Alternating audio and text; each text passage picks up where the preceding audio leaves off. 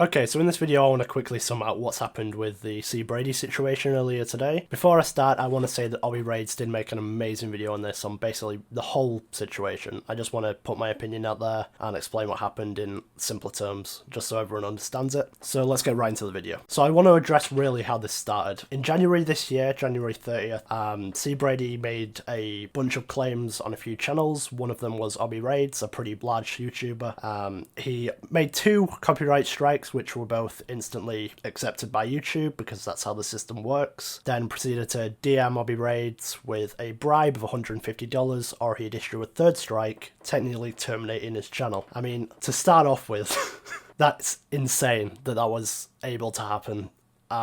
It just shows how much power companies and the people striking people have on YouTube. The content creators themselves have no say in the matter, and that's just an awful system. And I think this sort of was a kick in the face for YouTube because it hasn't happened on this level before. I mean, with the bribes included, like, heavily. But now that it's gone mainstream, they're gonna have to do something about it. And I think that's why they've decided to sue CBrady 350 for doing this, because he's just a good scapegoat for the whole, hey, something's wrong with this kind of motion. obbyRaids wasn't the only person he did this to, though. He did it to another YouTuber back in January called Kenzo. It was a similar situation, but instead of a $150 bribe, it was a $300 bribe. And Kenzo did make a video on this. It didn't kick off as much as obbyRaids' video did, because it is practically the same thing. However, I just wanted to throw it in there, because it is a big part of why YouTube's suing him, because it wasn't one infringement, it was a ton of infringements. It wasn't one claim, it was about 50. It wasn't just those 2 channels, but it was, you know, quite a few. What really ended up pushing YouTube over the line, though, was in June he decided to do it all over again with a channel called Calvin, and he did issue a bribe this time as well.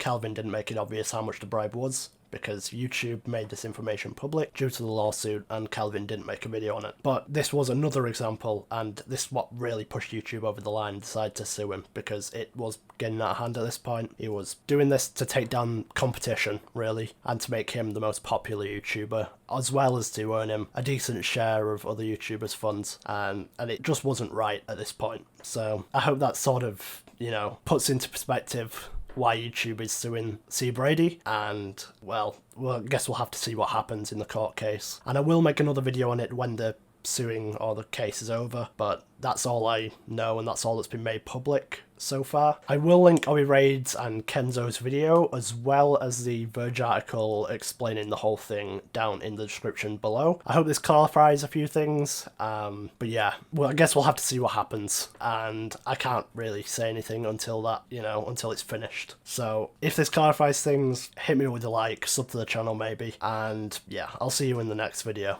Goodbye.